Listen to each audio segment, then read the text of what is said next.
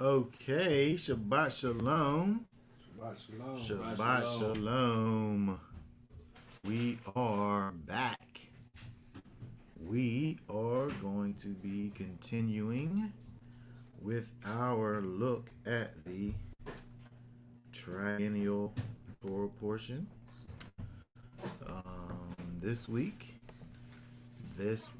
we will be dealing with Leviticus chapter 21. Probably just go over a few verses from chapter 20 because we kind of we began with that, but we was kind of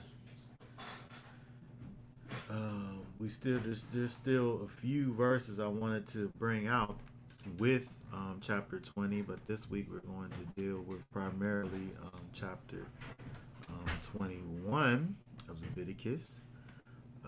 Chapter 21 of Leviticus is dealing with speak to the priests. Speak to the priests. Okay, we want to be able to look at this chapter and, of course, as always, see how we are able to bring some practical application to these laws, statutes, and commands of the Most High. So we want to, real quick over here, we'll go back to Leviticus. We'll go ahead and get started. Go back to I want to go over a few things in chapter 20 before we move into 21. Let me pull that up over here. Leviticus 20. Let's see if we were to go down to let's see here. Let's go down to verse 10. If we can read from, let's see here, from 10 down through 17. And a man who commits adultery with the wife of another man, who commits adultery with the wife of his neighbor, and the adulterer and the adulteress shall certainly be put to death. And a man who lies with the wife of his father has uncovered the nakedness of his father. Both of them shall certainly be put to death. Their blood is upon them. And a man who lies with his daughter-in-law, both of them shall certainly be put to death. They have made confusion. Their blood is upon them. And a man who lies with a male as he lies with a woman, both of them have done an abomination. They shall certainly be put to death. Their blood is upon them. And a man who marries a woman and her mother, it is wickedness. They are burned with fire, both he and they, that there be no wickedness in your midst. And a man who has intercourse with a beast, he shall certainly be put to death, and the beast you kill. And a woman who approaches any beast and mates with it, you shall kill the woman and the beast. They shall certainly be put to death. Their blood is upon them. And a man who takes his sister, his father's daughter, or his mother's daughter, and sees her nakedness, and she sees his nakedness, is it loving commitment, and they shall be cut off before the eyes of their people. He has uncovered his sister's nakedness. He bears his crookedness. Okay, very good. So when we look over here, and it deals with some of these sexual things, immoral sexual things that we see over here in these verses over here. Understand that there is discipline and there are boundaries and discretion in the Torah. This is the Torah way, right? It's not, we don't just do whatever it is that we want. We don't have just free reign just to whatever our carnal mind or carnal desires, wherever they take us, that's where we go. That's not the life of an Israelite, right? When we belong to the Most High and we live according to the way that He would have for us to be living, some of these things in here are just really just, well, I mean, 15 obviously is animalistic, right? Right, literally. But some of these things, when we look over here, it's just, it's unnatural. And again, there's no boundaries. It's just it's lawless, right? If we look, dealing with the wife of another man, right? You're talking about someone, a woman who literally belongs to someone else, and so for to overstep that relationship, right, is just lawless, right? But we live in this society. We live in a society where, you just do whatever you feel like you need to do. You have your so-called rights to do it, irregardless, irregardless if you've made a commitment to another person between the Most High and witnesses. Okay, there's nothing in this world that's sacred. Just however you feel on any given day is what you just go ahead and do. But when we look over here with the Most High and these laws concerning, these sexual immorality, we see that the Most High does have boundaries that we are to follow. And it's interesting when we look over here, we look at the Old Covenant. We look at the Old Covenant. When you cross certain of these boundaries, you was killed as a result of it, right? Or cast out, right? But you was no longer part of the people, one way or another. Whether that is not being a part of the land of the living, or you was cast out, and so it helps us to kind of think about the standard that we have as Israel, as being Israelites, right? We have a standard that's different than the world's, and it's necessary for us to maintain that standard if we say we are going to be part of the Most High's people. There wasn't no if you did these things, look, the adulterer and the adulteress was put to death, it says over here. There's consequences for these things. But somebody might look at this and say, well, this is that's the old covenant. That's the people. That's what they did over there at those times. But I want to look over here at this over here. If we go over to 1 Corinthians in chapter 5. I want to just read through this, starting with verse 1 right there. It is commonly reported that there is whoring among you, and such whoring as is not even named among the nations, so as one to have his father's wife. Now we just looked over here and seen where, your father's wife, that's off limits to you, right? Okay, keep on going. According to the Torah, right? But now we looking over in the so-called New Testament, and Paul has somehow heard of these things that's going on over in Corinth. And go ahead with verse 2 right there. And you have been puffed up, and did not rather mourn, so that he who has done this deed be removed from among you. Okay, so we see over here, now this is a known thing. These are known things that these people are sitting up here doing. And ain't nobody doing nothing about it. Ain't nobody saying nothing.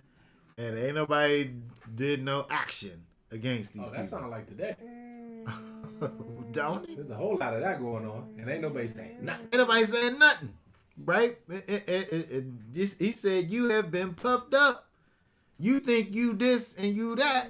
Meanwhile, you got all of this stuff going on in your situation, and you ain't doing nothing. Go ahead, verse 3.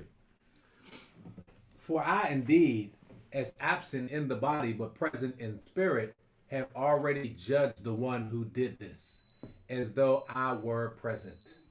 In the name of our Master Yeshua, Messiah, when you are gathered together, and my spirit, the power of our Master Yeshua, Messiah, deliver such a one to Satan for destruction of the flesh, in order that the spirit be saved in the day of the Master Yeshua. Okay, stop right there. He said, deliver such a one that's sitting up here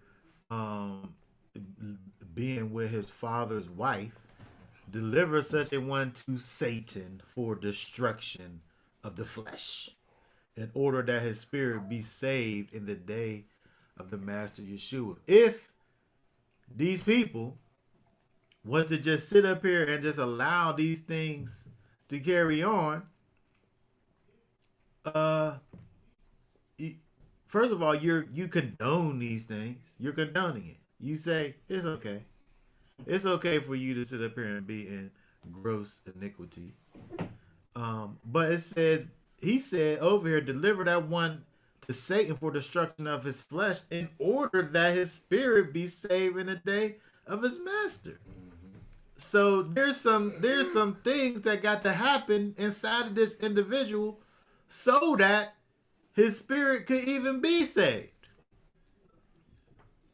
So we could say that this person done fell off. Because something more got to happen in order for him to be able to be saved in the day of the master. And so, again, when we think about our current situation, when we sit around and we look at these people, who say that they are a part of the Commonwealth of Israel. They say that they are believers in Messiah, and yet their life is an exhibition of iniquity. These people are living a lie, first of all, but they need to be delivered to Satan for the destruction of their flesh. What we do is we keep these people around, and we make it seem like their life is okay. And meanwhile, their flesh is grows stronger, and they grow stronger, and they continue to walk around in their iniquity, and ain't nobody saying, excuse me, your flesh has taken control of your whole entire body. And if you don't do something, you're going to burn in hell. And so it is imperative that when we look over here at what we not only see in Leviticus chapter 20 and also 1 Corinthians chapter 5, when we see over here, you can't sit around and watch your so-called brother or sister in the faith go around in sin and just continue to think that their life is okay. Because that's not how, we don't see no examples of that in the scripture. In Israel, you got excommunicated, right? You out of here. You go out there and be with Hasatan if you want to sit up here and be a propagator of the plan of Satan. You go be with the Luciferians if you want to live in that way. Go ahead. Is that an ultimatum? What you mean? Right, this? Yeah. You either gonna change and stop doing wickedness, or you can't be here. This is an order from Paul to these people. I mean, the ultimatum is to the person who wants to be in wickedness. Oh, what you mean ultimatum? The ultimatum is for the people to get him out of there. Yeah. I guess it's two. It's for the people to get him out of there, and for him to not sit up there and be allow for his things that he's doing to be co-signed on by this group that he's a part of. But he is supposed to be put with the one upon which he's worshiping, basically. Because if this person is out here working these acts of iniquity, then he's worshiping Satan already anyway. Right. So he could just go be with him. I don't hear the church preaching this. I mean, it's right over in their book over here. It's right over in their New Testament. It's right there. But it's a principle that we see in the Torah. Right. You can't be part of the commonwealth of Israel and be in iniquity. You just can't be. There's a way that he wants for his people to be, and if you're not being that, you're essentially you're a cancer. Because you ain't going to do nothing but sit up there and come. Wait a second. I'm in Israel and you in Israel. You doing those things over there.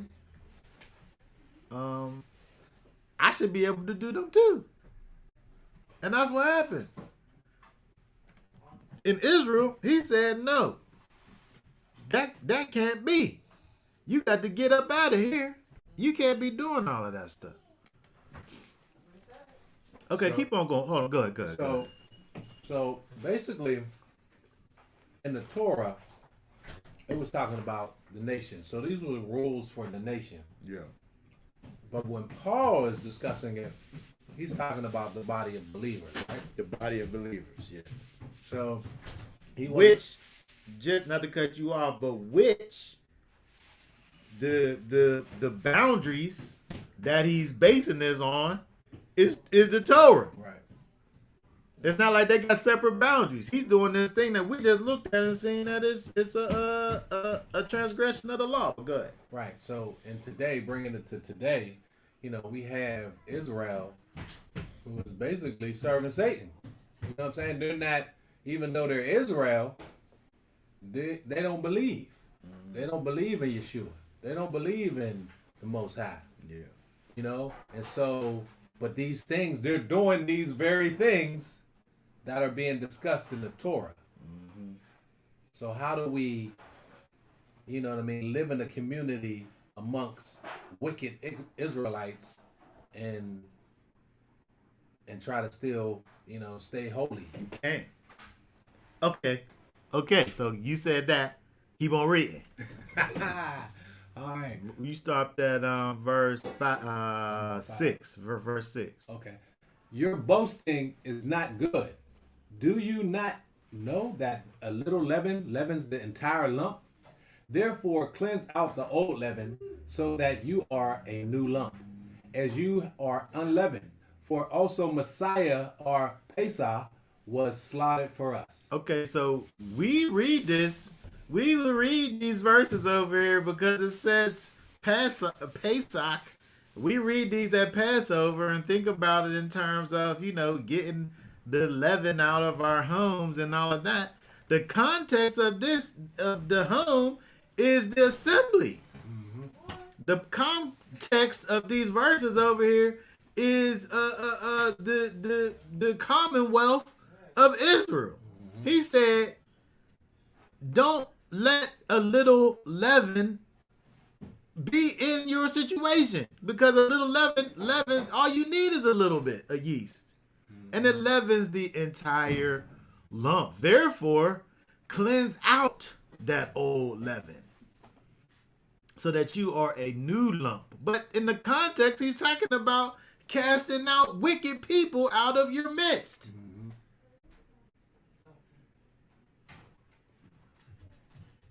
Your boasting is not good. It don't matter who you got over there. It don't matter all of the scholars that you got on your around your table. Right. If you got a bunch of wickedness, you serving Satan. You're not serving Yeshua. Mm-hmm. He said you are unleavened. You are unleavened.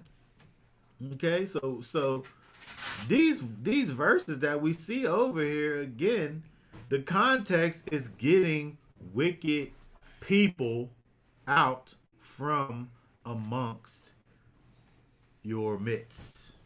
Okay, keep on going. Verse 8. So then, let us celebrate the festival, not with old leaven, nor with the leaven of evil and wickedness, but with the unleavened bread of sincerity and truth. I wrote to you in my letter not to keep company with those who whore. And I certainly did not mean with those of this world who whore, or with the greedy of gain, or swindlers, or idolaters, since then you would need to go out of the world.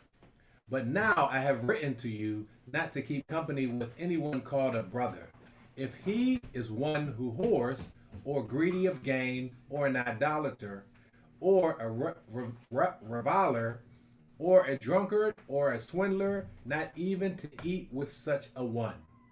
For what I have to do with judging outsiders, do you not judge those who are inside?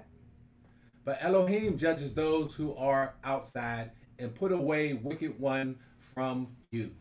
Okay, very good. So we see over here, if we go back up, Paul makes a distinction, right? I wrote to you in my letter not to keep company with those who whore. But he wasn't talking about people that's out whoring in the world. He's talking about people on the inside acting like they the people that's out in the world, doing all of those things that they were supposed to have separated themselves from, but yet and still they still over here doing all of these things that they do out in the world. He's saying, what business is it of mine to be judging outsiders?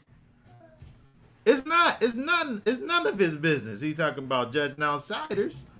But the difference is that you got people on the inside who's behaving like they people on the outside, and those people need judgment.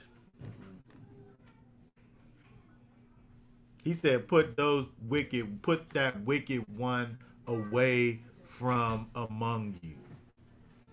And that's the same thing it said over in Leviticus. Leviticus has said the exact same thing.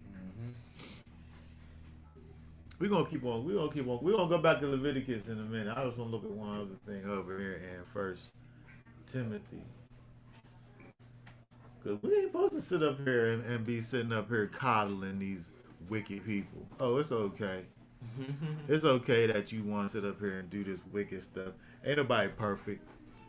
Nobody's perfect. You'll get over it. That ain't how we supposed to deal with these people. We supposed to let these people know what right and what wrong is, and if they're not able to accept what's right and what's wrong, we don't just sit up there and let them sit around like everything's good. We supposed to deliver that one up to Satan so that Satan is able to destroy their flesh. That's what Paul said over here. But let's look over at First Timothy and 1. First Timothy. Then we're gonna go back to Leviticus 1 and 1:18, and just read. Let's see. I'll just finish up that chapter there.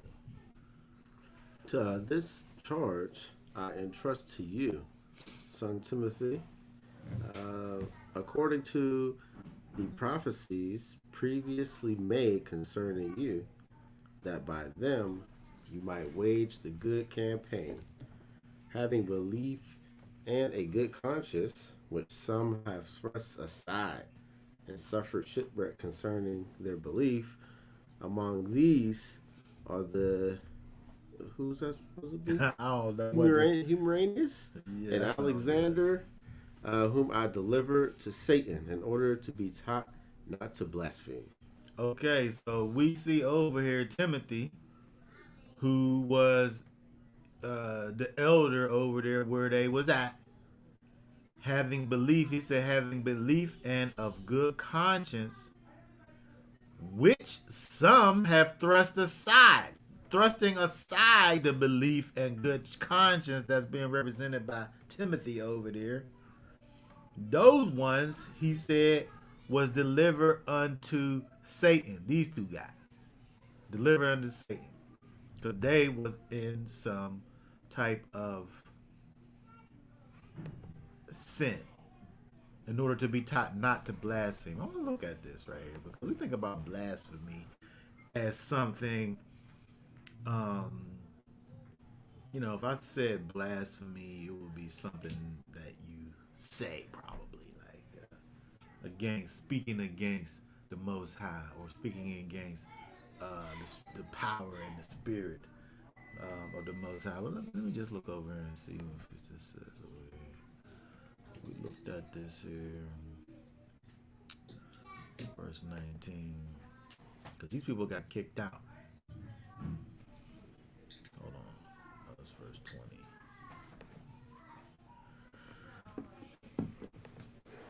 These people got excommunicated because their life wasn't that of the life of a believer in Yeshua.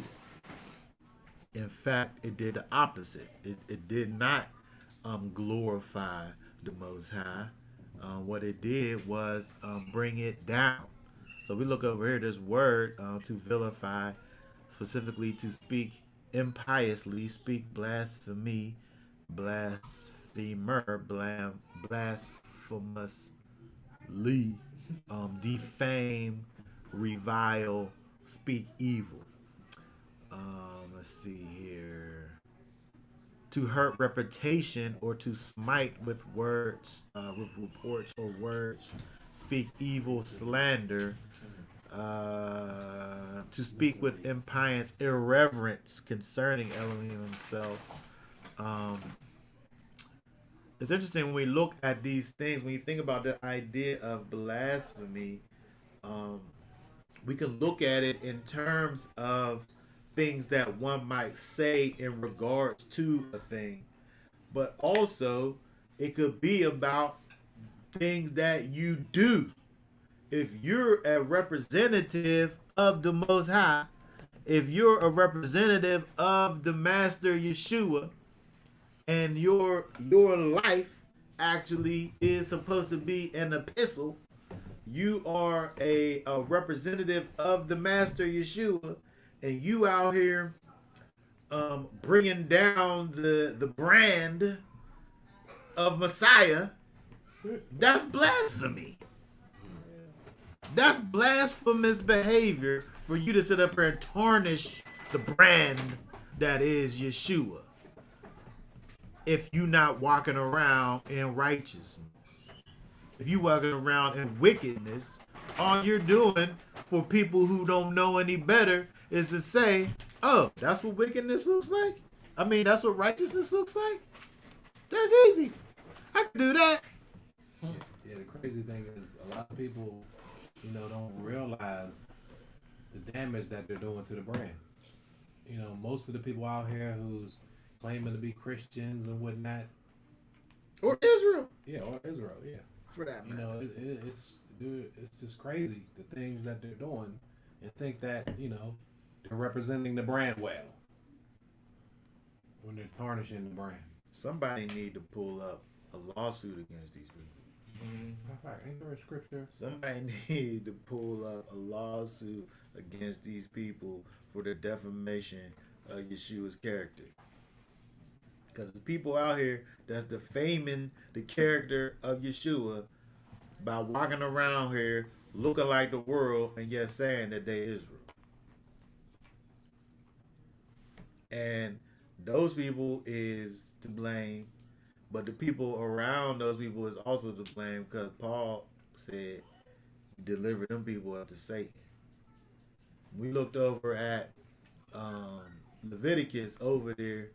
The Most High said to speak to the people. He said to get them people out of there, cast them people out. We can't be out here killing people, but we able to treat you as if you dead,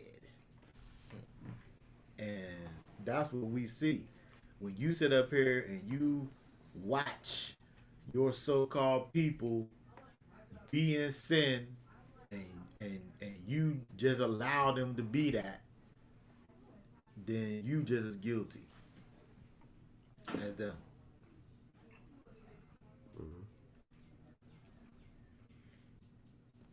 But we're gonna go back over to Leviticus. We're going back to Leviticus. Matter of fact, what we're gonna do is let's see, okay, yeah, we'll go back to Leviticus and we'll drop down to the end. And then we'll go over to verse chapter 21, Leviticus 20. We'll drop down to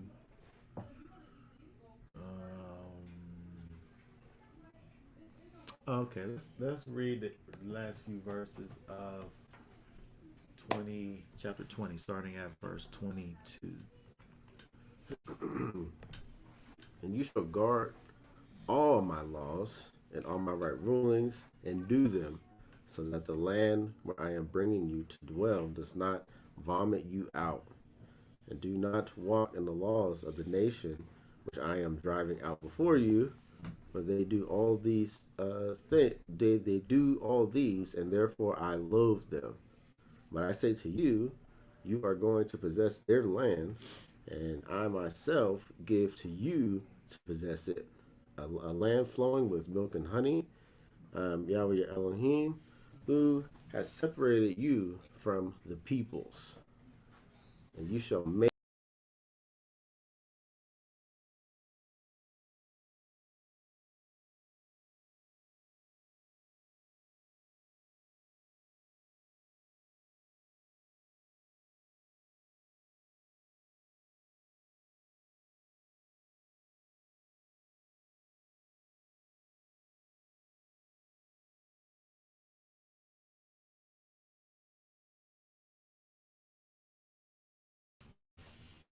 Okay, hold on one second. I pushed the wrong button.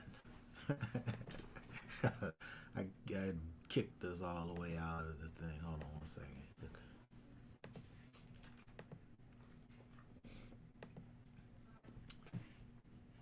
Okay, go ahead. Okay, well, on Leviticus 20, 25, it says, and you shall make a distinction between clean beasts and unclean, and between unclean birds and clean, and do not make yourselves abominable by beast or by bird, or whatever creeps on the ground, which I have separated you, or separated from you as unclean. And you shall be set apart to me, for I am Yahweh, am set apart, and have separated you from the peoples to be mine. And a man or a woman in whom there is a medium, or whom are spiritists, shall certainly be put to death. They are to stone them with stones, their blood is upon them. Okay, very good. So, we look over here again. We look at chapter 20. Look at chapter 20. He starts off by saying, say to the children of Israel. He's just speaking to Israel, all of Israel, in terms of our level of set apartness that he has, put forth for his people, right? He said, verse 23, do not walk in the laws of the nations, the Gentiles, which I'm driving out before you, for they do all these, and therefore I loathed them, the people, the wicked people. And so if we sit up here and do the things that the nations do, guess where we put ourselves? We put ourselves in that category of loathed ones, where he no longer wants to have us in a situation of protection and covering. Those people's cast out. They's cast out. He said he will cast those people out. Whether we say that's the land, casting them out of the land of the living, or cast them out from among the people.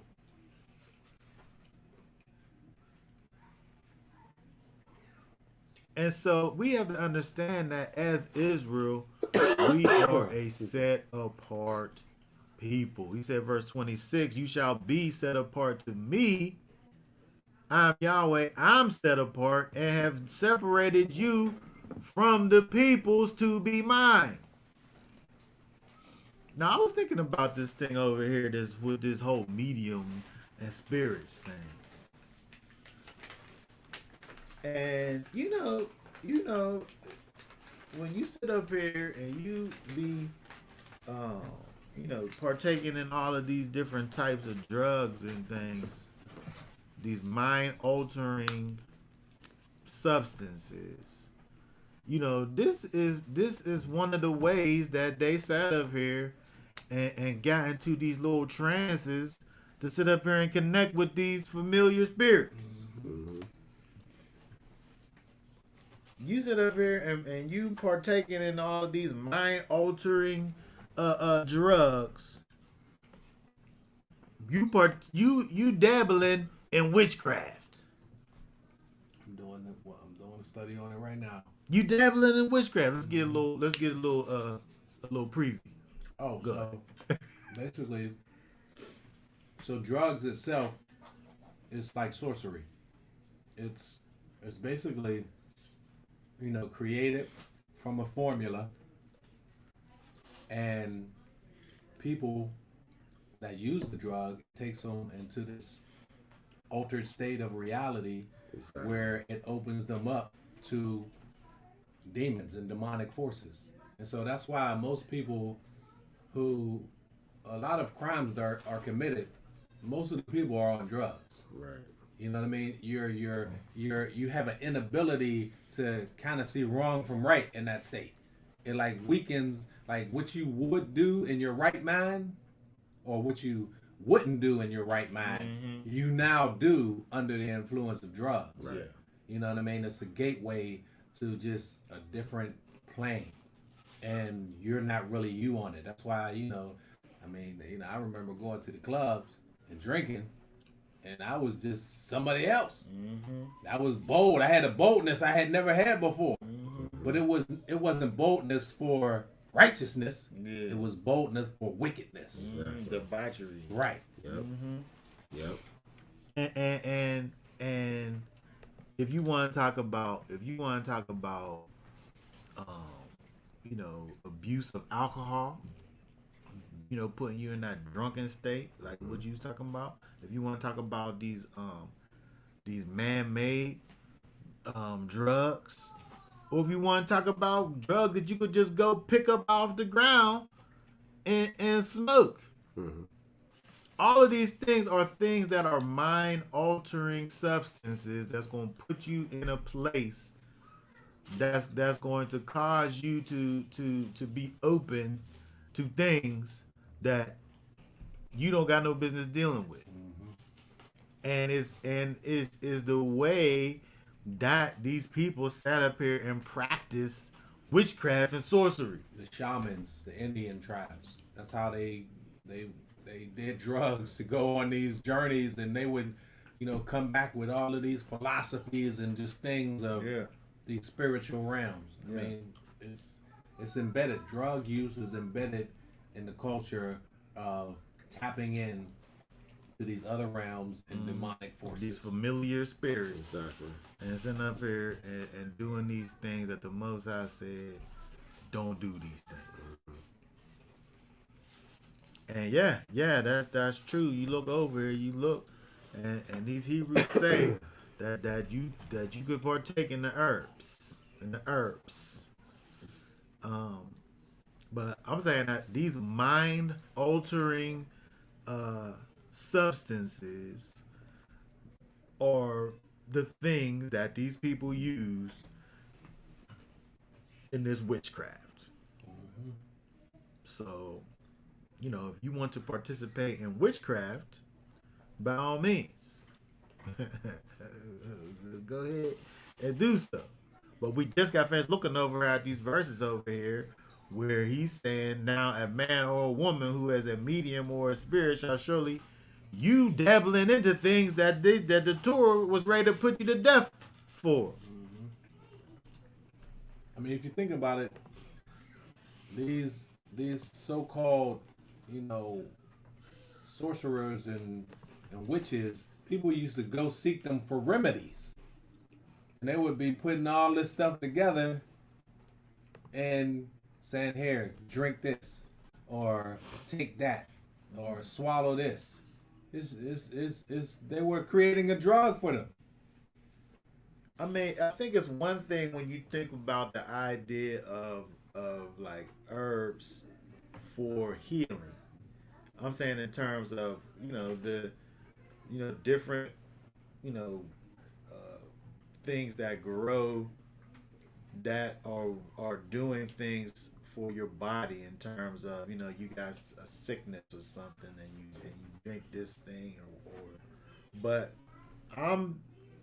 when I look over here and think about the way that these mind altering substances are being used, that's a whole other thing.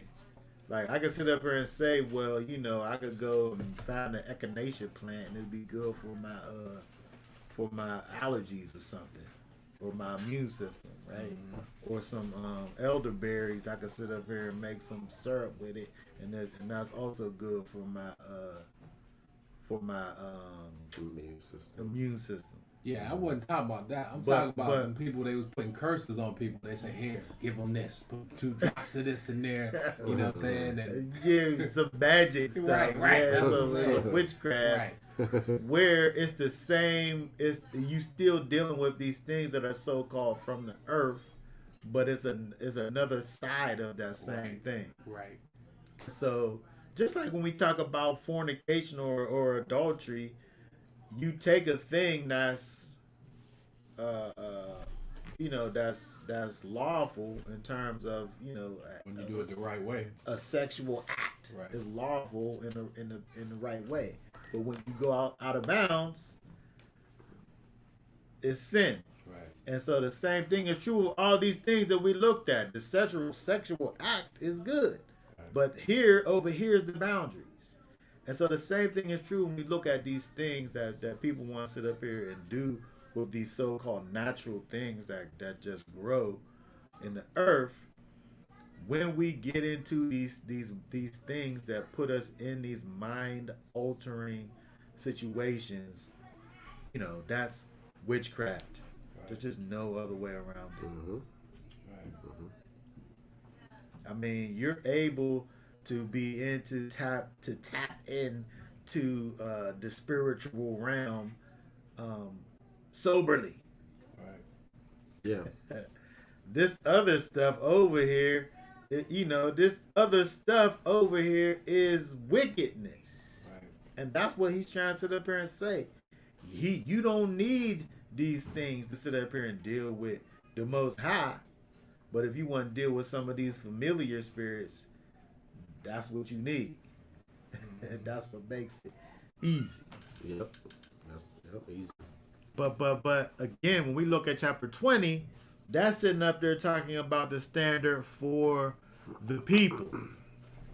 And so now we want to look at chapter 21. We begin reading at chapter 21, where it's giving you another standard that we want to look at for the priest. So we'll go ahead and read down to, let's see how far that is. Oh, just go ahead and read the whole chapter. Okay.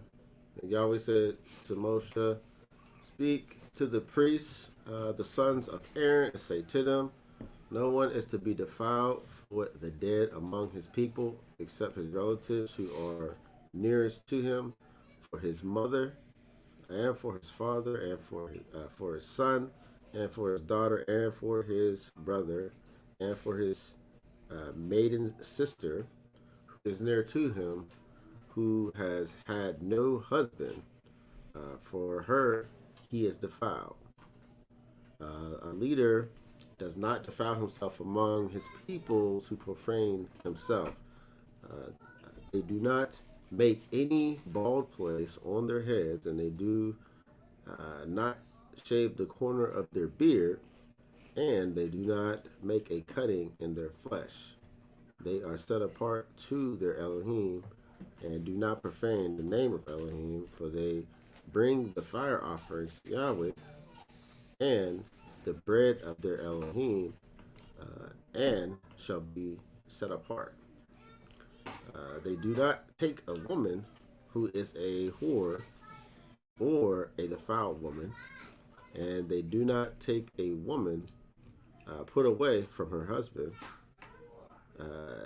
for he is set apart to his Elohim, and you shall set him apart, for he brings the bread of your Elohim. He is set apart to you. For I am Yahweh, setting you apart, and set apart. And when the daughter of any priest profanes herself by whoring, she profanes her father. She is burned with fire.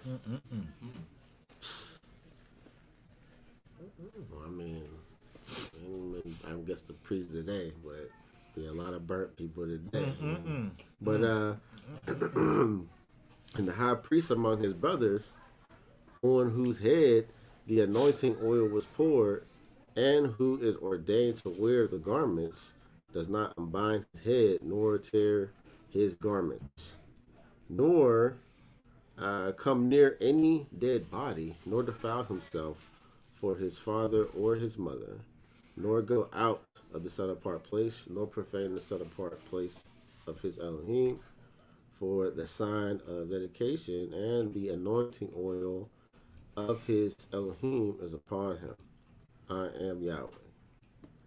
And let him take a wife in her maidenhood, a widow, or one put away, or a defiled woman, or a whore. These he does not take, but a maiden of his own people he does take as a wife. He does not profane his offspring among his people, for I am Yahweh who sets him apart. Yahweh spoke to Moshe, saying, speak to Aaron, saying, no man of your offspring throughout their generations who has any defect is to draw near to bring the bread of his Elohim. For any man who has a defect is not to draw near.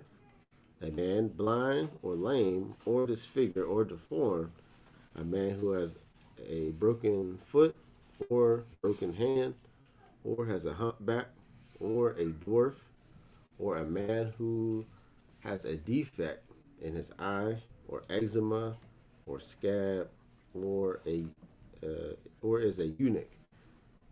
No man among the offspring of Aaron, the priest, who has a defect is to come near to bring offerings made by fire to Yahweh. He has a defect. He does not come near to bring the bread of his Elohim. He does not eat the bread of his Elohim. Both the most set apart and they set apart. Only he does not go near the veil or approach the slaughter place because he has a defect. At least he profanes my set apart places. For I am Yahweh who sets them apart. Thus Moshe spoke to Aaron and his sons and to all the children of Israel. Okay, very good. So we see over here, again, we saw a particular standard that was given to all of Israel. And then over here, we see that now the priests are given another standard. And then also the high priest is given another standard higher than that. We see if we go back, the priests, all the priests in general, the sons of Aaron. So you have the sons of Aaron is all of the priests who potentially could be the high priest, including the high priest. And so the sons of Aaron are able to be defiled for certain relatives. They was able to be defiled for the mother and their father, or their son, or their daughter, or their brother. If they had a virgin sister, they could be defiled for her. If she was married, then they couldn't be defiled for her. And so we see over here, you have these certain things that the priest was able to do, right? You see, you go down, we see over here, it talks about even the wife that he was able to take, right? He wasn't able to make he wasn't able to make a whore into a housewife. Even though that's a saying that that people say.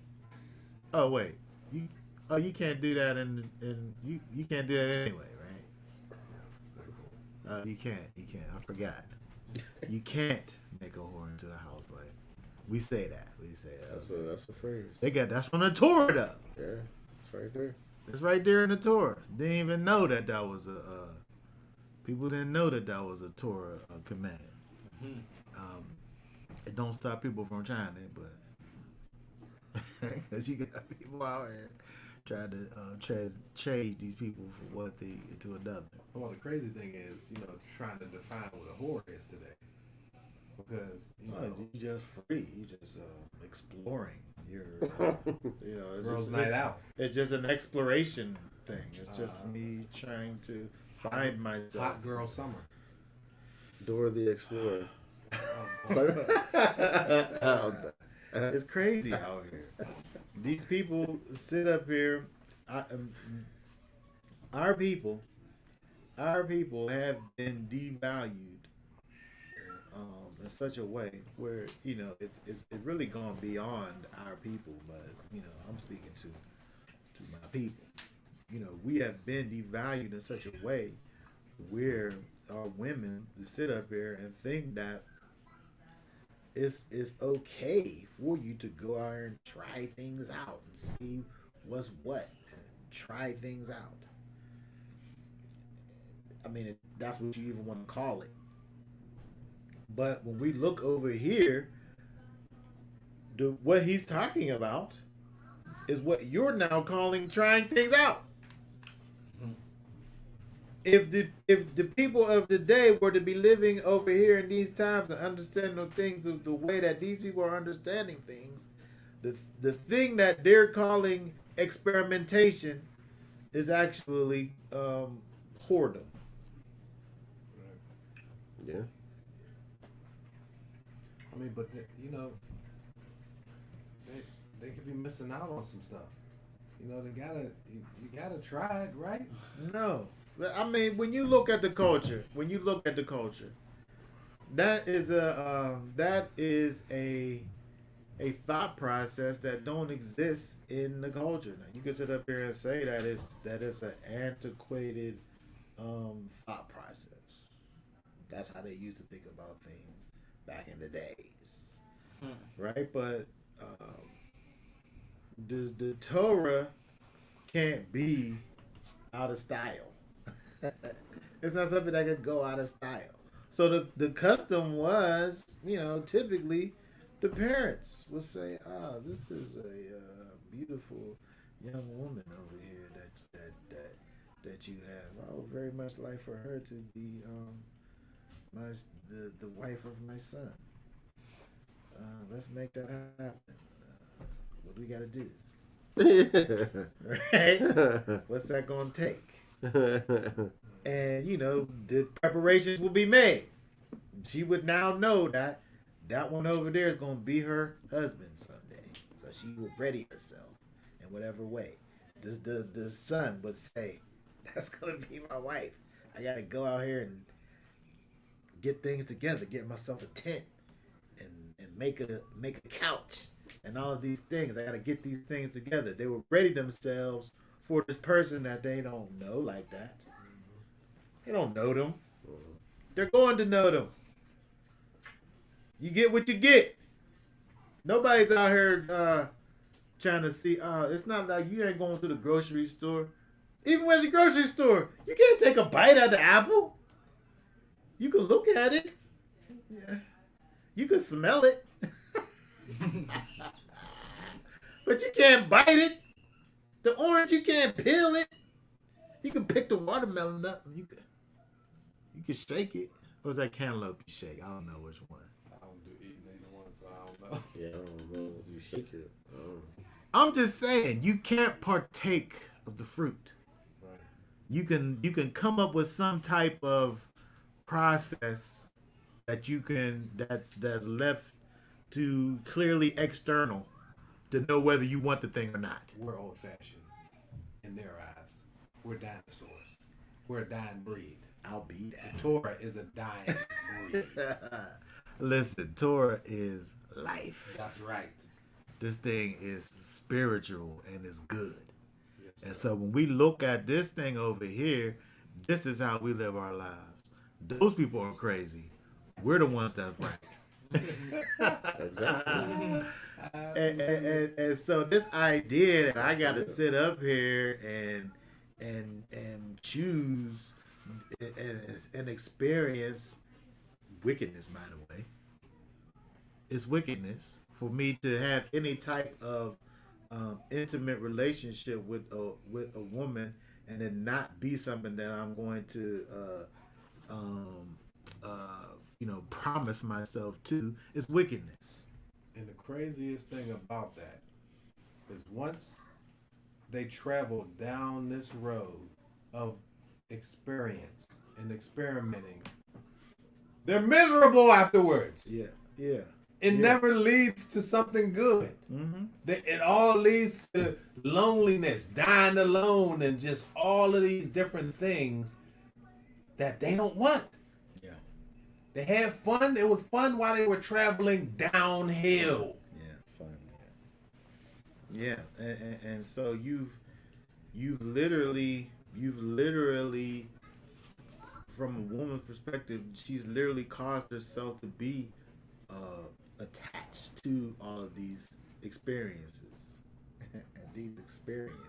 right? And so we look in the scriptures over here, again talking about the priest wasn't able to choose that one, as she wasn't able to be the mother of his children, right? Because she's already been defiled, right? The priest, he couldn't take that one. She could be a wife to someone, but not the priest. Because there was a higher standard. There was a higher standard for the priest. Right. Yeah, but it just sounds funny. Hey, Somebody, but up here you can't Somebody come up out here. there for you. Yeah, that's not here. that's what it said, right? Right. And so, we had to think about these things.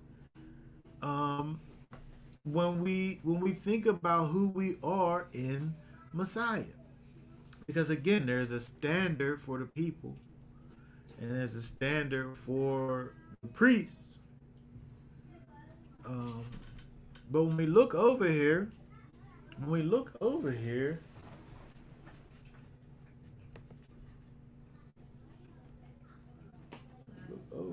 First Peter. First Peter, he set y'all up pretty bad when he come with these verses over here. Because he's putting that standard kind of up there a little bit. What does that say right there? Verse 9. But you are a chosen race, a royal priesthood, Oh my goodness. a set apart nation, a people for a possession, that you should proclaim the praise of him who called you out of darkness into his marvelous light. So people want to sit up here and be a part of the Commonwealth, but not only be a part of the Commonwealth, but sit up here and say that you know I'm a royal priesthood. Oh yeah, are you now? Because when you saying all that, now you raising the standard. But he's talking about everybody, though. He's talking about believers in Messiah. This is not just for the elite in Messiah. He's just talking about just everybody in Messiah. You're a chosen race, a royal priesthood. And so if we want to have priesthood in any way be attached to our name, when we look back at the Torah, the priest was the most, they was the most holy ones. They was the most holy ones. Their standard was the highest.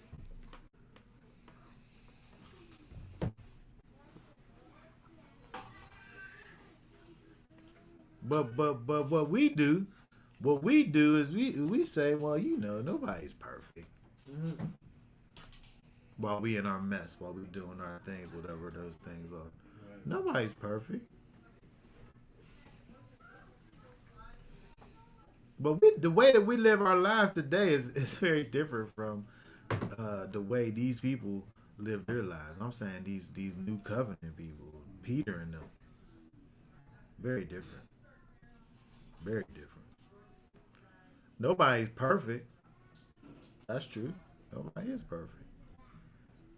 But the difference is that we got to be perfectly on our mission to perfection, Right. and not making excuses for our imperfections. Because we just saw over there, you know, you could have some imperfections about yourself, but if you're not willing to get those things, to have those things be removed, then you got to go then. That's how they did it. You can't be like that. You can't have those things around here because you gonna cause these other people to look at you and think that those things are acceptable. We have to be beacons of light, of marvelous light, because we already came out of darkness. We can't be walking around here being beacons of darkness and saying that is light. You a liar then. You a blasphemer then, because you bringing down the name of the Most High. You're making his name to be, you're using his name in vain. You saying that this is what a Israelite looked like.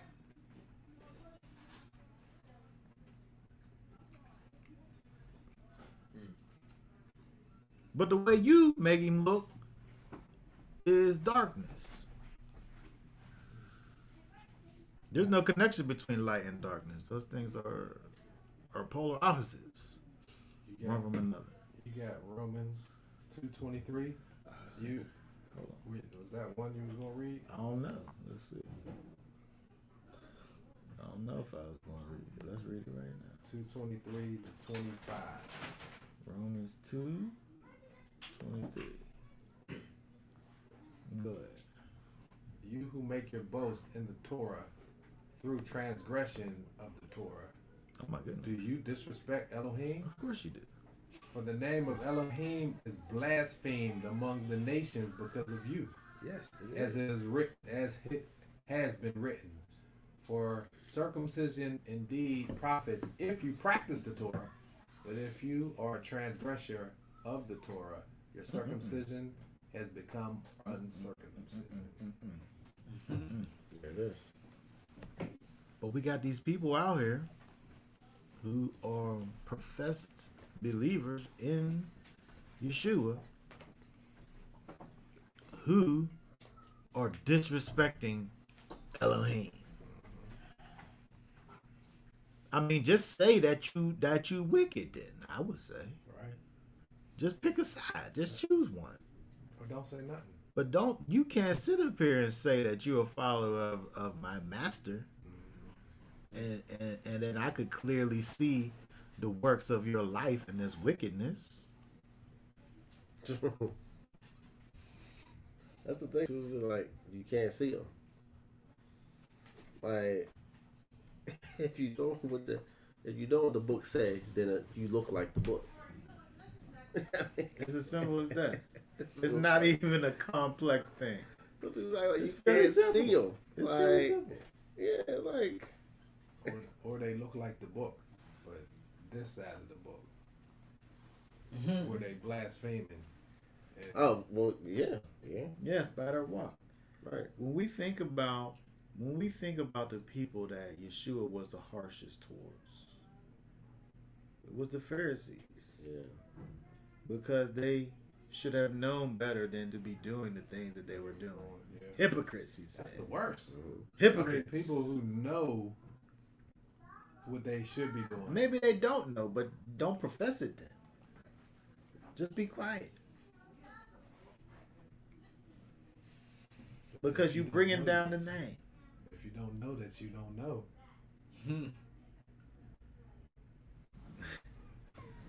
If you There's a don't lot know, of bad there's a if lot you of don't bad know- teaching out if here. you don't know, the scriptures say that my people perish because of lack of knowledge. My people perish because they don't know. But see me,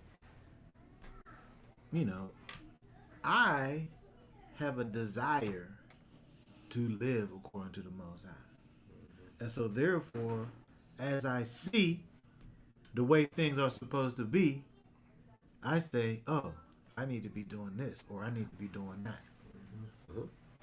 If I have a desire to climb the mountain, then I'm going to do what it takes to get up there. But if I don't have a desire to get up there, then I'm not going to do the things that's necessary to get up there. I don't want to get up there. If somebody wants to sit up there and say, I want to walk up to Brownsville Road, and I say, oh, Brownsville Road is that way, and then they start immediately walking that way. Well, I could probably get there this way if I go this way. Well, I just told you this. Okay, whatever. If you want to do the things that gonna get you to the place, it becomes obvious if you're doing it or if you're not doing it. Right. And the thing about it is, what we looked at over here. First of all, there's the people of the Most High have a standard. That standard looks a particular way. The priests have a higher standard, which looks a particular way. But if you wasn't me in the standard, there wasn't no middle ground. You can't be with the people and not be striving for the standard. Period. That's just what we just looked at over here. I just thought of something. You got a lot of people today who call themselves chief priest and this and that, right? What, is their wives? I hope their they wives are. virgins? I hope so. What was- I hope they is. I hope so. I hope so. Oh man. I mean, that's what it said, right? That's what it said. I mean, they could say, well, we've been made new in we've been made new in Christ. I've been born again all the way I've around. been all the way around. All the way around. He renewed my hymen with it. My parts. He renewed my parts. Oh my goodness. Listen, Oh man. When we look over here at First Peter chapter 2 and 9, to the world, to the nations, we are as priests. And so what we actually need to be trying to figure out is what is the highest standard, and be doing that. Because we are a priest to the nations. The people look at us, those who proclaim to be followers of Messiah, no matter what level you're on, the world will look at you, and that would be a picture of righteousness to them. And so therefore, that's why we can look at what Peter's saying over here and really think of ourselves as priests in terms of looking back to what we see in the scriptures and understanding that the priest had the highest of standards. The priest wasn't able to make that, especially the high priest. The priest wasn't able to make himself unclean only but for his immediate family. But the high priest was never able to make himself unclean. I mean, we got the highest standard. Yeshua. And we supposed to be like him. If we're like Yeshua, he's the high priest. And so, when we think about it in that way, I mean, for me, just the knowledge of that, just the, not even talking about from a spiritual unctioning perspective, but just the knowledge of the fact that people look at me and would be able to see a standard of righteousness in me causes me to walk and be a certain kind of way just for appearances sake. Right. Not even going into the deeper spiritual aspects, but knowing that as a representative of Messiah, I have to even just look a certain kind of way. I have to even just speak a certain kind of way all the time. I'm not able to take a break. Because I'm always a representative of Messiah. And we all are. And so I'm just saying, from my perspective, me thinking about it in that way, I'm saying that's what I do, but I'm saying that's what we all should be doing because we're all representatives of Messiah. And so when we go around, we should be having that in our minds to, when we speak, when we talk, when we walk around, the way that we react to this or to that. All of these things are all connected to our connection to Yeshua.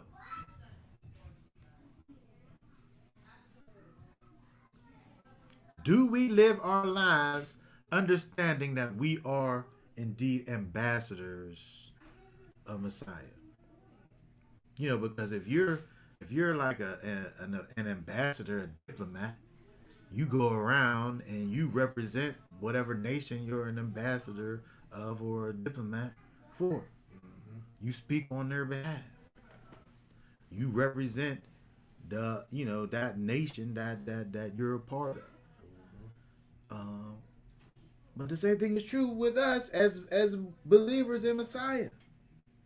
But this is something that we forget. We turn this thing into something that we do as opposed to something that we are. Yep. And we disrespect Elohim, what it said over there in Romans 2 and 23, when we deal in these various transgressions and say that we are followers of Yeshua HaMashiach. We look at Leviticus chapter 21 and see, the standard was high for these priests. The standard was high. They was the high priest. He could never mourn for his family members. He could never cause himself to not have his mitre with his holy unto Yahweh plate on it. He was never able to uncover his head nor tear his clothes, which means to mourn or be defiled by anything, because he was the high priest. And so us, as being supposed to be mimickers of Messiah, supposed to be walking around being as Yeshua was on the earth, we have this standard that we must walk in and must be striving to do and be at all times. And we don't have the opportunity or the ability to be able to stop walking in righteousness. I mean, we could, but just I'm saying, say what you're doing. If you want to turn your back on Messiah, by all means, turn your back on him, because whether you say it or not, we're able to see you doing it. If you're showing it to us, like, we're able to see that's what you're doing. Let's call it what it is and not lie, because you're lying. We got all of these things. You're bearing false witness against Messiah, right? You're bringing his name to nothing. You're committing idolatry because you made yourself higher than him. Like, we could just go down the list and say all of these things that you do. You don't represent the Yeshua properly. And again, when we look at not only the Torah but the first century body of Yeshua, these things wasn't tolerated. You either shipped up or you shipped out. Simple as that. And we live in this society now where, people just do whatever they want to do and make up their own rules. But we don't have an example of that in the scriptures. I mean, we do, but those are the wicked ones. Those are the ones that just do whatever. But Israel had order, always. Israel had a standard that was the highest of standards.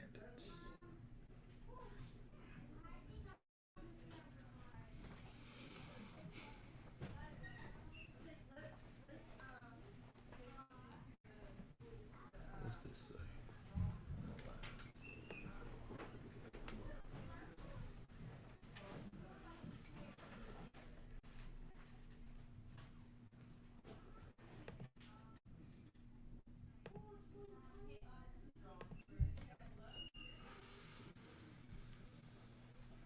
Read that.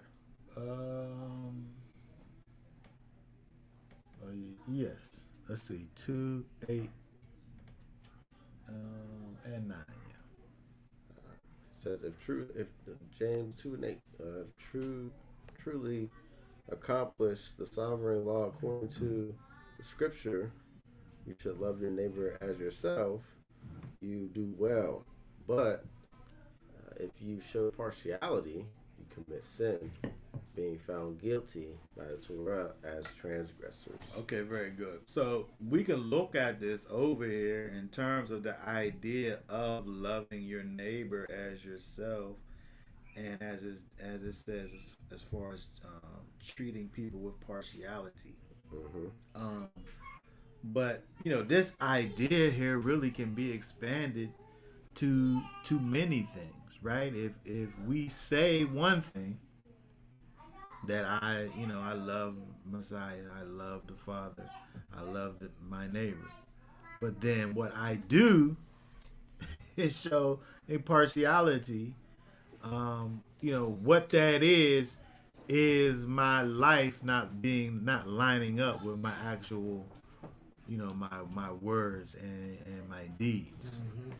And right, and so we could look at that in any number of ways. But at the end of the day, it goes back to what I had just said in terms of the way that Yeshua dealt with the Pharisees, and again treating those people the harshest in terms of their hypocrisy in their life.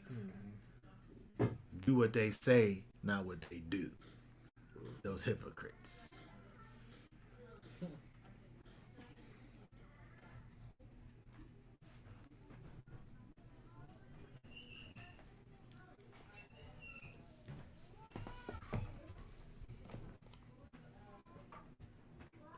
And what's crazy too, you think about do what you doing, what you say not as I do. I'm like looking at back as your kids grow up. You can tell them to do something, but good luck trying to get them to remember it, or as they get older, they do it. But you do something, you see how quick they can imitate it and do it. So it's like, and you gotta think like, I heard that growing up myself. Don't do this. It's like, how you manifesting it? It shouldn't even be. How you manifest something you tell me not to do? Yeah. And that's what society do, is they manifest all these things we should not be doing, putting it right in front of us and be like, don't do that. That ain't the way to. Yeah, if I'm living a particular way, and then I'm saying don't do what daddy doing, you do something else. They're gonna do the exact thing that they see you doing. Yeah, you they teacher. So how the teacher gonna say, I'm doing this, but don't you do Don't this? do it like this. Yeah, don't ever do this. Read that verse 1 right there. Ephesians 5:1. Become then imitators of Elohim as beloved children. That word there, imitators or mimickers of Elohim, is literally that, mimickers. But as beloved children, because that's what children do. They look at you and then they sit up there and be studying you. They sit up there, I look at little Yosef and he sit up there with his little eyes and he just be sitting there just looking at the people. He done figured out. He don't know words, obviously, but he talks them. He makes noise, and he expects for people to respond to the noise that he's making. But he just learned that from just watching. He just sit there and watch. He's a mimicker. That's what kids do. They sit up there and mimic they mimic everybody. They don't got to be their parents. They see their parents the most. They'll mimic them. But they're little mimickers. And they're going to see and do what you do. So if I'm sitting up here talking about, you need to, you need to be righteous and you need to do this and you need to do that. And then I'm into all type of filthiness and debauchery. And you see me doing it. Guess what you going to be doing? Exactly. The same exact thing, because that's what you seen me doing. And so that's what we talking about in terms of that's why Israel didn't allow for that stuff to be around. Right. If it happened, okay, it happened, but we doing something about it right now. And that's the problem with today. Is like, we got our young people, listening to all of this stuff on the, seeing all the stuff on videos and Instagram and all these different things, and thinking that, that's what they're supposed to be doing. And it's wickedness. Because we as human beings, we're social beings. And so we learn behaviors by seeing behaviors, by being in different circumstances and situations. These things form us and shape us and mold us. And so if we for our children create an environment of righteousness and love, then guess what kind of children we gonna have? Right. Some loving, righteous children. But if we create an environment of sin and debauchery, guess what kind of children we gonna have? Just some sinful and debaucherous children, right? And so we have to be able to, as we see over here in Leviticus, to create this standard and maintain this standard for ourselves, because that's who we are, but also for the ones that are coming up behind us. It's actually our duty to do so. It's actually our duty as Israel to walk in righteousness. If we look over there, what Peter said, he called us out of darkness into his marvelous light to do what?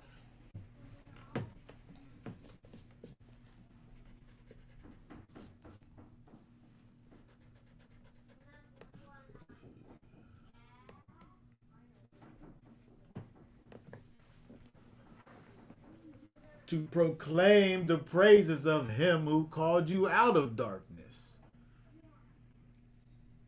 He said you should proclaim the praises of him who called you out of darkness into his marvelous light.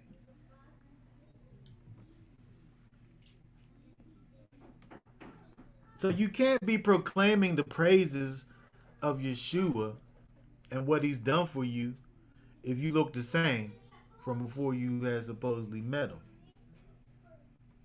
Because he essentially didn't do nothing for you then. Right. He didn't ever change you. What praises is you proclaiming of him? He said that you should proclaim the praises of him who called you out of darkness into marvelous light. But every time I look at you, you in darkness still. So you got nothing to proclaim then. Because he never did nothing for you. But if he did something for you, you got something to proclaim. Because people who know you can look at you and say, oh man, I remember that person when he used to be, he was gone. He was out there. Now look at him. I can't even believe that's the same person. Mm-hmm. When somebody says all that about you, the praises of the Most High is being proclaimed. Because they're able to see, I don't know what in the world happened to that person, because that person was altogether wicked. Now look at him. Exactly. But if I'm sitting up here looking at you and you look exactly the same way, but you sitting up here saying how much Yeshua did for you, he did. He did do something for you. What he did? Yeah, I'm like, what? What he did for you again? You look exactly the same. Yeah. But the difference is when we look over here with the first century assembly with Israel as a nation, they wasn't keeping people around that was being bad examples. Mm-hmm. They was getting 11 out. Yep. They was putting 11 out. Man, those were some good times. Those days got to come back. You hear me? Because we ain't got time for no foolishness.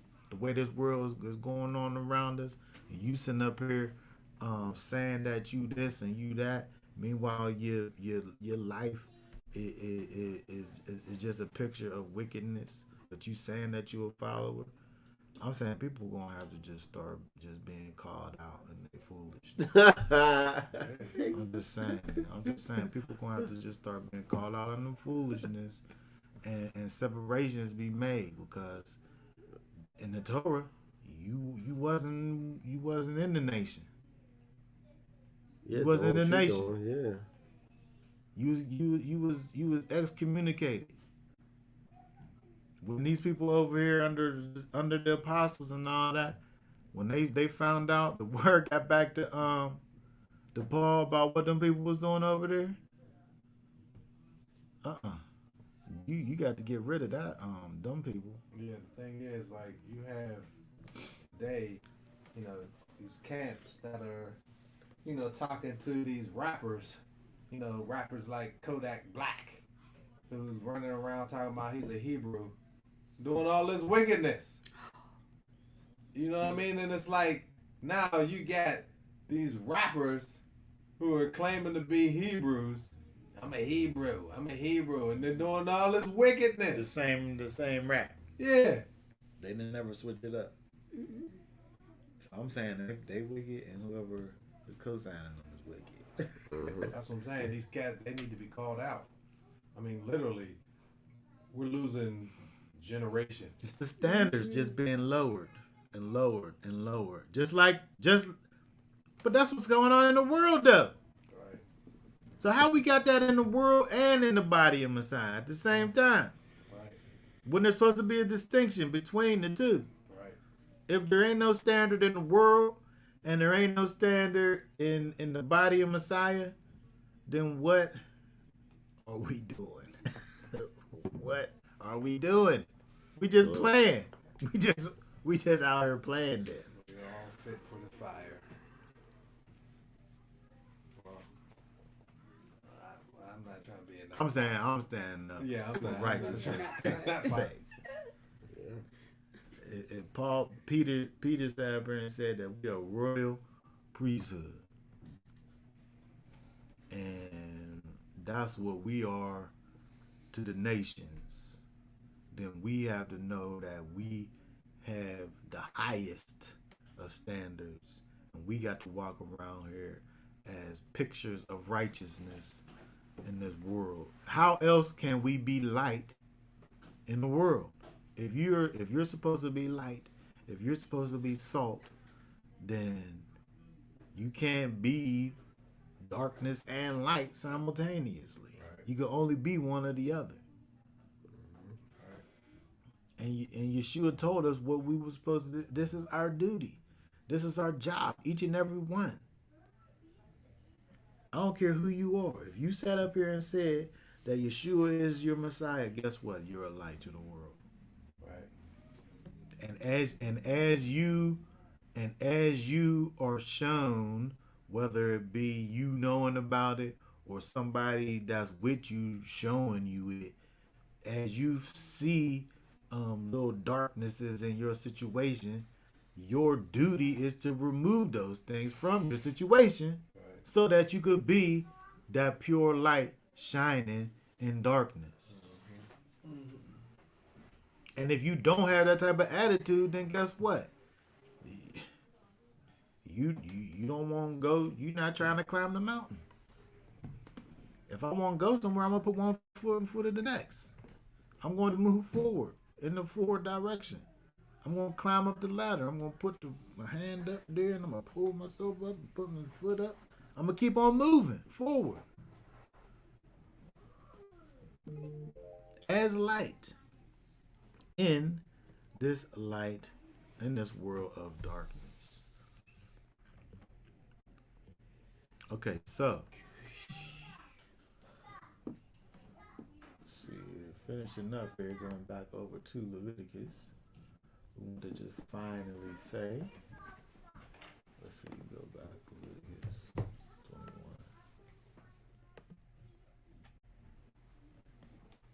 When we look, we see this had to do with, it had to do with, when you look over here, the physical, even the physical makeup of a person was able to disqualify them from being the high priest. Like they literally just had to walk in perfection. And, that really is a picture of what we need to be thinking about in terms of being a royal priesthood. Everything about them had to be right. And again, we're representatives of Yeshua HaMashiach. And so everything about you got to be right. You can't be out here false representing your king.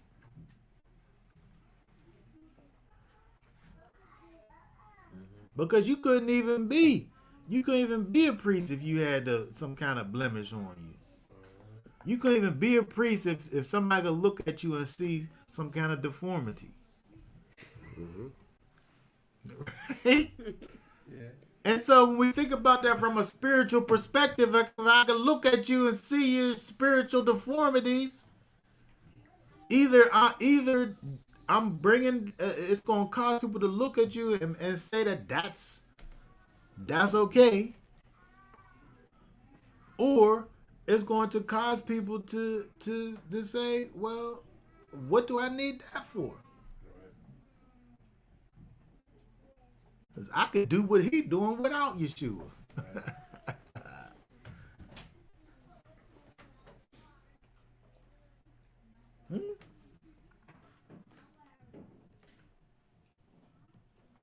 I'm just saying, we got to do better out here.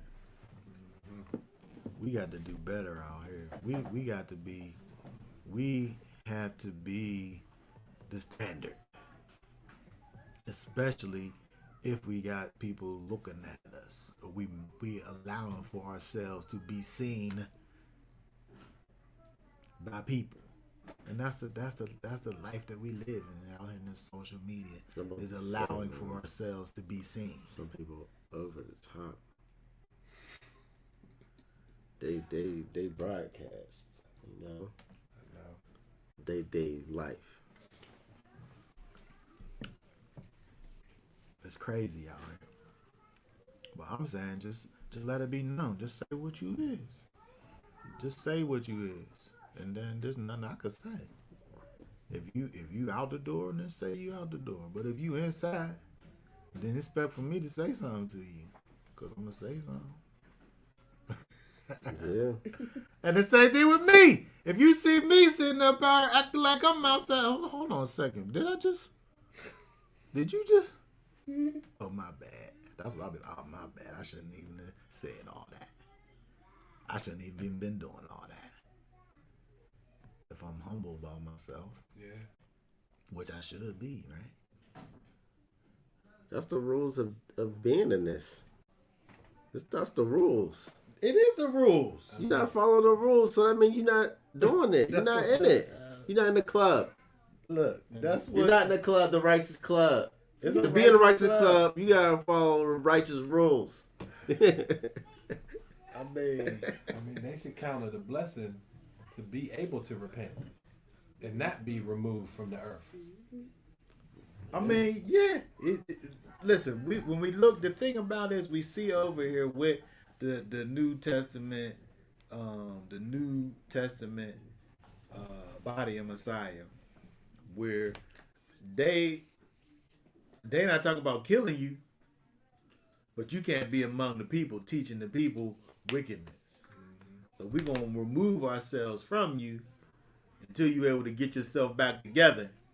Let your flesh be destroyed, and then we're gonna welcome you back with open arms. Right. But you can't be with the people though like that. No. Yeah. So there's an opportunity for you to transition. But let's not sit up here and try to act like ain't nothing wrong. Right. Because that's what people be there. What? I mean, I'm not perfect. Okay, well, get yourself perfect. Yeah, then. exactly. Get yourself together. That's crazy. And then we can work. They use that I'm not perfect to basically not work on it, or to be like, I'm not perfect. Okay, well, Yeah. what you doing though? But the scripture says, "Be ye perfect." Even as I am, right? And that don't mean you don't stop. That mean you get started. Like, you fix it. This was Hiskey had that little Hiskey had that revelation yesterday. Both wickedness and righteousness can't occupy the same space. The wickedness will defile the righteousness. That's what happens. Yeah. That's what happens, and little Hiskey was able to have that realization. Little history, I see you. And so why do we got these grown folks out here who can't understand that? Or it needs to battle it. Right.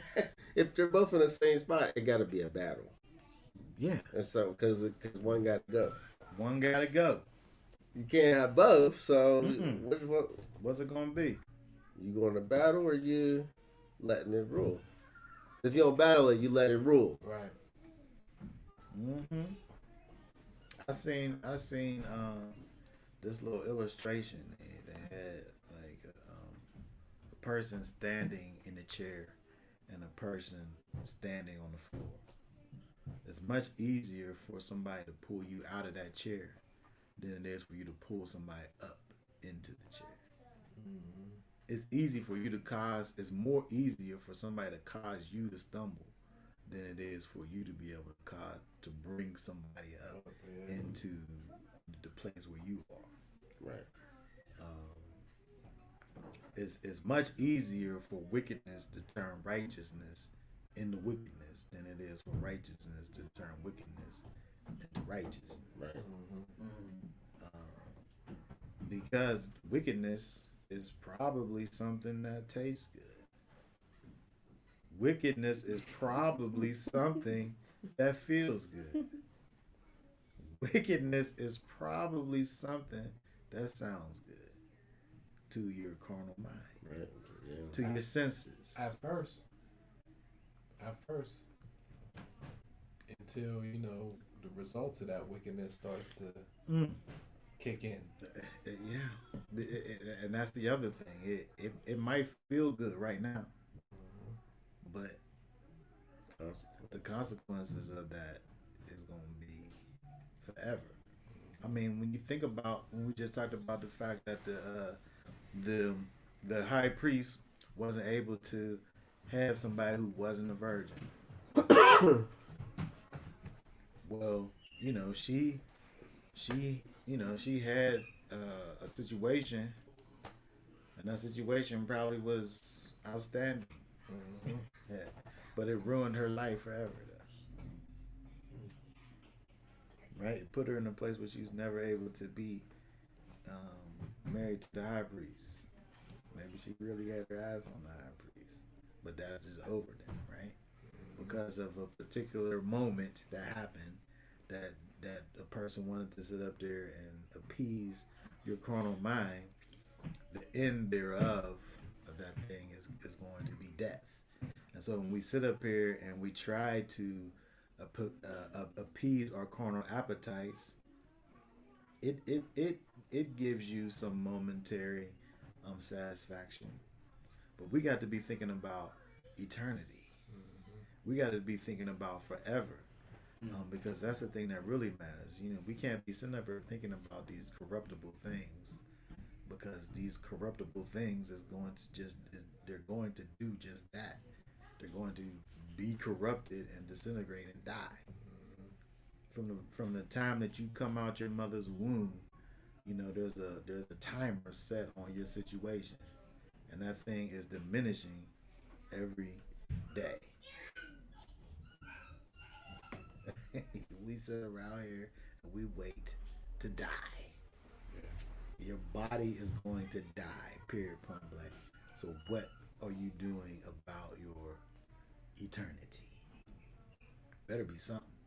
You better be paying into your retirement fund. And the only way you're able to do that is through Yeshua HaMashiach. Through the transformation of the spirit that's inside of you, through the transformation of your dead, cold, wicked heart that's inside of you, that needs to be changed and transformed into that soft heart of flesh that we have as a result of the Ruach HaKodesh that moves us into righteousness. If you said that you a follower of Messiah and I don't see you walking in righteousness, you probably ain't really a follower of Messiah. You probably just said you was. The proof is in the pudding. As simple as that. I don't know who's the first one to say that, but that's real. I know what kind of pudding that is when I taste it. Yeah. There's nothing I could make it not be that if I tasted it. You know what I'm saying? But also the key to that is there's ingredients. So you know what ingredients it take to make that pudding. Like I know it. people act like there's no ingredients to get the It's pudding. ingredients is in the pudding. You take this and this and they get that. They just like I got pudding. You might Well, get how some you- pudding. What kind of pudding is You that? might then? get some pudding, What's but the it ain't. ingredients on but- that? So are we saying that people should know what ingredients they shouldn't be using? They should know. They should know. 'Cause And they should be open. They should be open to hearing from people who do know. Right. I know how to make that pudding. I've been making it for years. I know what's in it. And you gonna sit up there and tell me that's in that? No, it ain't. That don't go in that. Yeah. People sit up there and act like cinnamon don't belong in apple pie. Yes, it do. It go in there. That's how you make it. That's what's in there. It does But the Torah tells us what the Most High likes, and so I'm able to look and see what that looks like. And so when we have these people that's out here who's saying that they follow the Messiah, but yet their lifestyle is a picture of a follower of Hasatan, and then so now we got a problem. If somebody comes to me and is telling me about something that I'm doing that's contrary to the Most High, if I have the right spirit about me, I'm now trying to figure out what I got to do in order to correct the situation. Exactly. Yep. But if I'm in denial, or who are you, or all of this, that's the wrong ingredients. There ain't no humility in that. It's not loving your neighbor as yourself. It's Like if you want to be told what's wrong, and I vice would versa. want that. You would I would listen. want that, If somebody came. That's. I mean, if I'm walking around with like a big booger sticking out of my nose, I want somebody to tell me about it. And then I'm gonna be like, no, it ain't. I can't see it, but no, Right, yeah. no, it ain't. Exactly. No booger ain't on my nose. Good example. Yeah. But that's how No people way to be, prove ain't it? That's how Be people like, be. looking at it. No, it ain't. It ain't no booger. Yeah. You just a hater. But we doing that in the spirit though. You can't. How you gonna tell me I Exactly. got something in my nose? Right. Cause I'm looking at it. It's right there. But see, the difference is that when we look back in Leviticus, they, the people, they was getting together and they seen the spiritual booger hanging out, and then they got rid of everything. Yeah. You out of here. you and the booger. You and the boogers out of here. The difference is in Messiah, the body of Messiah wants for the people to be transformed and healed. Right? And so, we just want for people to be able to have, real relationships with the master, with the one who's able to change our hearts and our minds. Which leads to a better life. It leads to a good life. It leads to life. It leads to life. And life everlasting. But we have to be about living our lives according to not our own standards, but the standards that the Most High has given to us. And understanding that our duty as followers of Messiah, our duty as being part of Israel is walking in righteousness, being an example of Yeshua in the earth, not misrepresenting his brand, but put nothing but the best light on this life,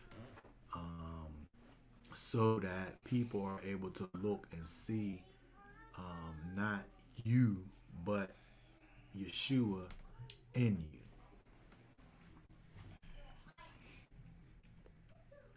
Okay?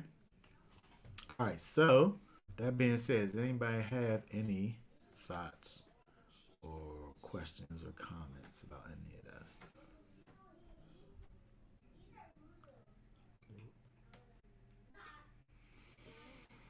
Okay, so for now, we're going to go ahead and be done with this. Y'all willing, we will be back on next week. Talk about some more of this Torah. Remember to like the video, share it, subscribe to the channel if you haven't already done so, so that we're able to continue to get these words out to the people, turning people back to Yeshua. Okay? All right, so now we'll say Shabbat Shalom. Shabbat shalom. And y'all willing, we'll be back